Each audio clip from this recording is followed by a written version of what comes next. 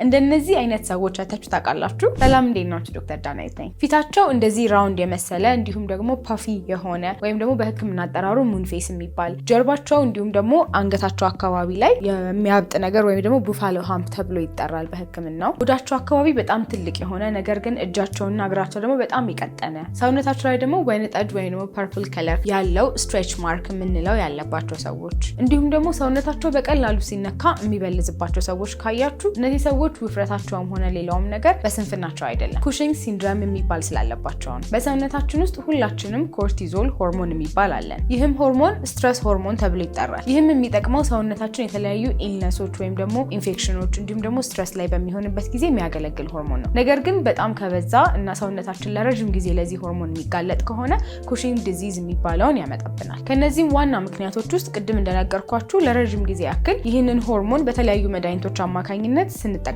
ነው ወይም ደግሞ ያለ ፎሎ አፕ ያለ ክትትል ስንጠቀመው ነው። ከነዚህም ውስጥ ዴክሳሜታዞን፣ ፕሪድኒሶሎን የምንላቸው መድኃኒቶች አሉ። እነዚህ ይህን ችግር ሊያመጡብን ይችላሉ። ሌላው ደግሞ በአንጎላችን ወይም ደግሞ ኩላሊታችን ላይ የምትገኘው አድሬናል ግላንድ የምንላት ላይ በሚበቅሉ እጢዎች ወይም ደግሞ ካንሰሮች አማካኝነት እነዚህ ሆርሞኖች ከመጠን በላይ ሊመረቱ ይችላሉ። ይህም ደግሞ ሰውነታችንን ለከፍተኛ ሆርሞን መጠን ያጋልጠዋል ማለት ነው። ታዲያ ይህ ኩሽንግ ዲዚዝ ሳይታከም ከቆየ ለከፍተኛ ደም ግፊት ወይም ደግሞ ሃይፐርቴንሽን፣ ለስኳር፣ ለአጥንት መድከም፣ ኢንፌክሽን እንዲሁም ደግሞ ድባቴ ውስጥ ሊከተን ይችላል። ስለዚህ በቀጣይ እንደዚህ አይነት ሰው ስታዩ በውፍረታቸው ምክንያት ሳይሆን ይሄ የመጣባቸው ይህ ችግርም ሊሆን ስለሚችል በአፋጣኝ ወደ ሕክምና እንዲሄዱ አድርጓቸው። ይህ መልእክት ከጠቀማችሁ አካውንቴን ፎሎ አድርጉልኝ። አመሰግናለሁ።